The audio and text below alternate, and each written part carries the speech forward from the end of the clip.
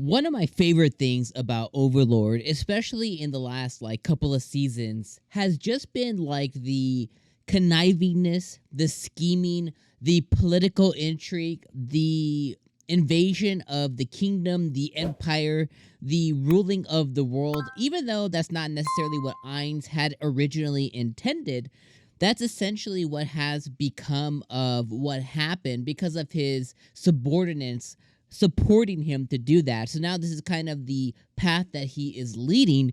And although he always says that he's an unqualified leader, and he might be so from like a paperwork standpoint and from like a minuscule, like, you know, like planning on how everything should be going specifically, but in the overarching Overlord sense, he's the perfect one because even in recent, like in the last episode, the idea he had to take over the kingdom's guild, or the, you know, the sorcerer kingdom's guild, and, you know, make them a different service as opposed to protect and serve.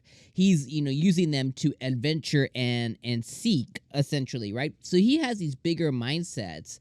Then you look at him incubating certain humans and incubating certain humans that have potential and planting seeds and like planning for the future. So he has like this big monumental idea of what an overarching overlord of the world will end up looking like. So although he tells himself and he diminishes himself all the time, he really is turning into the perfect quote-unquote overlord, and you love to see it. The second thing that I really love to see is I love how Albedo is just casually BFFs with the princess of the kingdom. And I love how the, you know, she was like, Albedo was like, tell me about your dog at the end of the episode, like, tell me about your doggy, referring to the night kid. I forget what his name is, but whatever the night kid's name is, referring to him. And then she was like, oh, you tell me about Lord Ainz 𝐒𝐚𝐧𝐬𝐿, you know, which we know that she can definitely talk an ear off or two about that. So I love being able to watch like all the different like scheming and everything. I love how Albedo had specifically requested to go to the Riestes kingdom.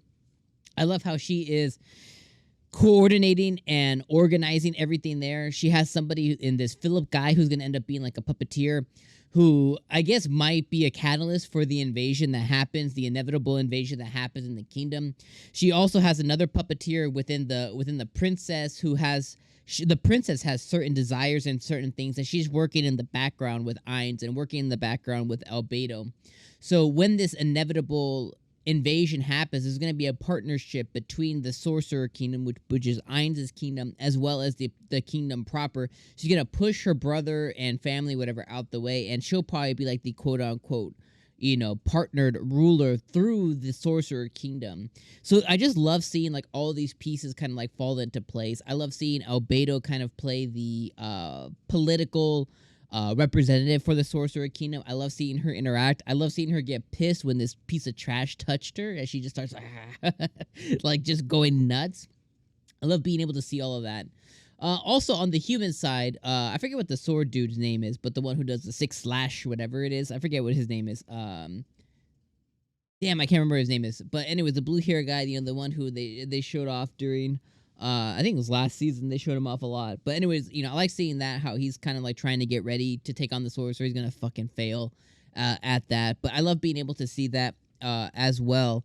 And I think this episode really served. This is a similar thing I've said for another anime recently, but this episode, although it wasn't like this like huge episode, it serves a purpose to kind of set up the sorcerer kingdom and set up Albedo, kind of like putting all these pieces, all these chess pieces together on the board for the inevitable sorcerer kingdom to take over the kingdom and for their invasion. And it's kind of like setting up these pieces that you see within the princess, within this Philip guy who has a domain in between the sorcerer kingdom and the kingdom proper. We got to see Albedo come in and meet the prince and their entourage. I love how they're always just bringing hellfire. Like they always bring like, it looks like just like hell's coming to earth kind of thing. I love how they always have like that vibe that they bring in. I love being able to see the beginning when the princess was talking to what's her name? Demon Eye? Is that her name? Demon Eye, Demon, whatever, the girl with the mask who's in love with Momon, which means she's in love with Ainz, essentially. But I love being able to kind of see I love her being able to see that piece of it and kind of see like the princess manipulate and puppeteer everybody, kind of like how she wants to go. I love how Evil Eye is so in love with Momon that she's considering like, yeah, I think she could probably just go on to his side.